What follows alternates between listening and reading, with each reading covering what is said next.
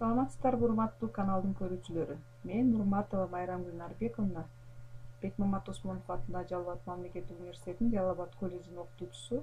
Сиздерге математиканын окутуу методикасы дисциплинасы боюнча практикалык сабактын видео сабагын көрсөтүүнү чечтим. Биздин бүгүнкү практикалык сабагыбыздын темасы жүз ичиндеги сандарды көбөйтүүнү окутуу.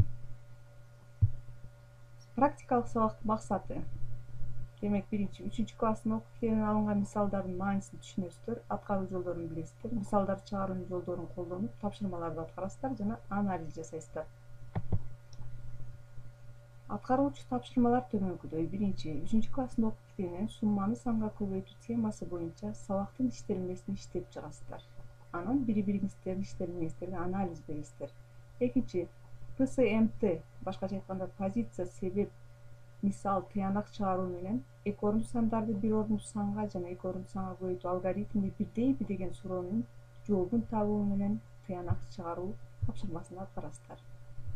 Биринчи, баалоо каражаты. Башкача айтканда биринчи тапшырма жогоруда айтылып кетти. Ошол биринчи тапшырма үчүн туура жана туура эмес түшүнүктөрдү аныктоо тапшырмасын аткарабыз. Мында негизги компетенттүү коммуникациялык, башкача айтканда аралыктан, бүгүнкү күндө сиздер аралыктан туруп ким эмне тапшырма аткарган болсо, ошону мен экинчи адамга портал аркылуу жөнөтүү менен бири-бирибиздин ортобузда коммуникация түзөбүз. Аспект коммуникациялык милдеттерди жүзөгө ашыруу. Эми 3-класстын окуу китебинен сумманы санга көбөйтүү темасы боюнча сабактын иштелмесиндеги мугалимдин ишмердүүлүгүнө анализ жасайбыз. Башкача айтканда, ошол тапшырманы аткаруу менен сиздер төмөнкүдөй продукт, башкача айтканда баалоо каражатынын продукту толтурулган баракчаны тапшырасыздар. Аны мен Авен порталы аркылуу жөнөткөн тапшырмага карата жооп жазып жөнөтөбүз. Тапшырманын тексти. Сиз мугалимсиз, башкача айтканда өзүңүздү мугалиммин деп эсептеп, кесиптешиңиздин сабагынын иштелмесине анализ берип жатам деп ойлонуңуз. Анын сабагына анализ берүү сиздин негизги максатыңыз. Андан кийин кесиптешиңиз кайсы тапшырманы туура эмес формулировкалагандыгын ойлоносуз, эмне үчүн экендигин негиздейсиз. Кесиптешиңиз кайсы деңгээлдеги тапшырманы аткарууну түшүндүрүүнү пландагандыгын ойлоносуз. Демек, кесиптешиңиздин сабагынын иштелмесинде мугалимдин ишмердүүлүгү деген тилкеде сумманы санга көбөйтүү эрежесин төмөнкүчө формулировкаланат. Сумманы санга көбөйтүү үчүн дайыма санды разрядты кошулуучу түрүндө жазабыз. Сумманы санга көбөйтүү үчүн дайыма санды ыңгайлуу кошулуучу түрүндө жазабыз. Сумманы санга көбөйтүү үчүн дайыма санды каалагандай кошулуучу түрүндө жазабыз. Сумманы санга көбөйтүү үчүн ар бир кошулуучу санга бөлүп көбөйтүндүлөрдү кошуп жазып коюу керек деген сыяктуу сүйлөмдөрдү жазышы мүмкүн. Ал группалашыңыз ошол тапшырманы аткарганда, сабактын иштелмесин иштеп чыкканда, ошол пункттагы жазылган сүйлөмдөрдү карайсыз. Башкача айтканда, мугалимдин ишмердүүлүгү окуучуларга кандайча сүйлөмдөрдү формулировкалады.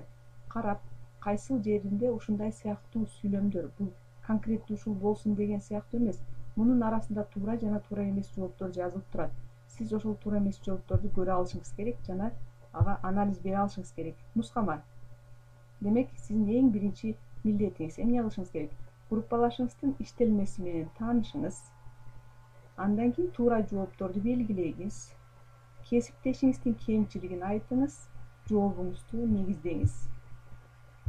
Башкача айтканда, карап чыгып, кесиптешиңиздин, группалашыңыздын аткарган тапшырмасын мен портал аркылуу жөнөтөмүн.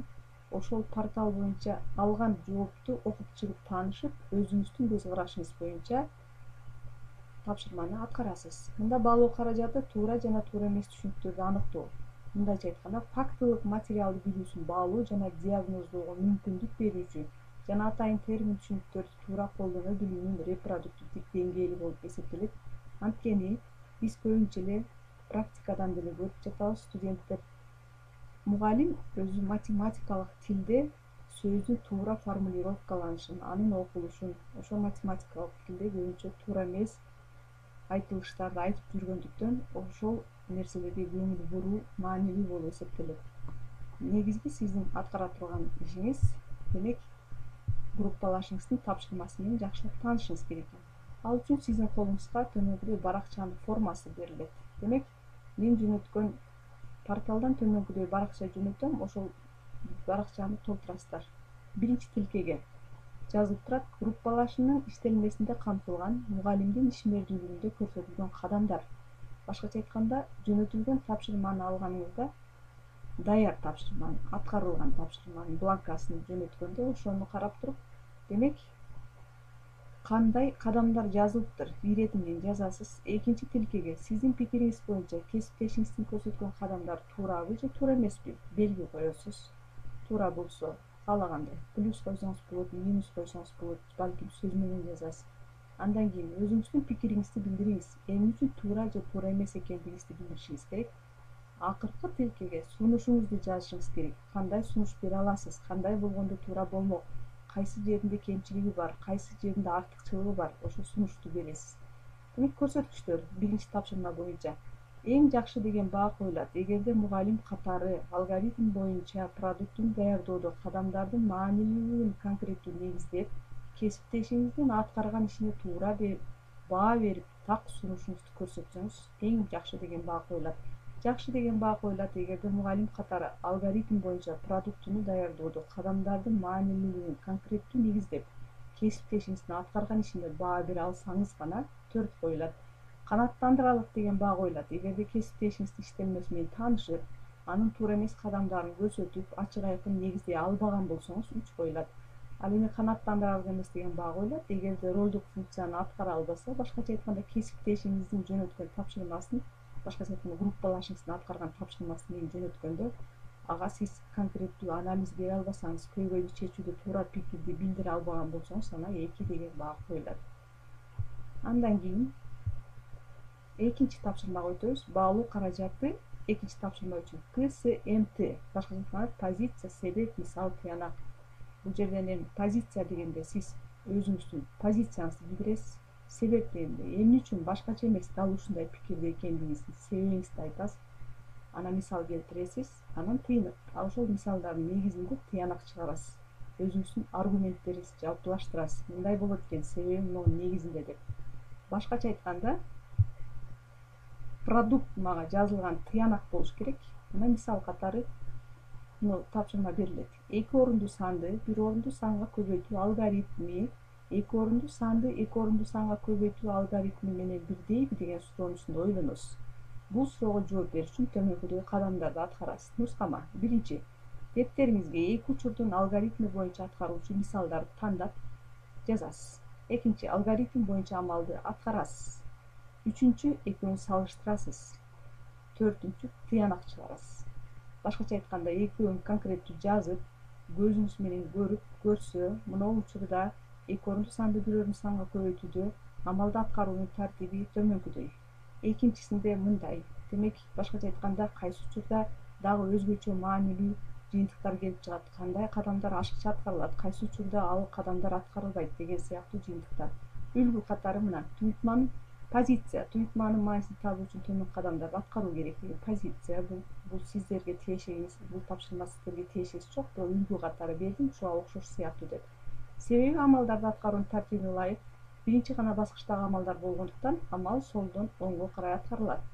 Мисалы, студент мисал келтирет. 7 минус 4 плюс 2. Башкача айтканда, 7 менен 4-түн айырмасы жана 2 сандардын суммасы 5-ке барабар.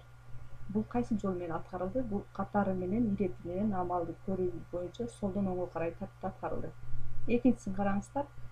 7 менен 4-түн айырмасын 2 кошкондо 1 деп чыгып калды. Бул деген бизде кандай ката келип чыкты? Ошо биринчи аткарылат дегенден ката келип чыгып атат. Анткени биз 4 менен 2 суммасын таап, каша жок бул жерде. Бул тапшырма түнүртмада каша берилген эмес, амалды аткаруунун тартибине карата. Тыянак чыгарасыздар. Студент өз аргументин көрсө, биринчи баскычтагы же экинчи баскычтагы амалдар катышса, солдон оңго карай жазылуу тартибине карай аткарылат экен деген сыяктуу тыянак чыгарасыздар.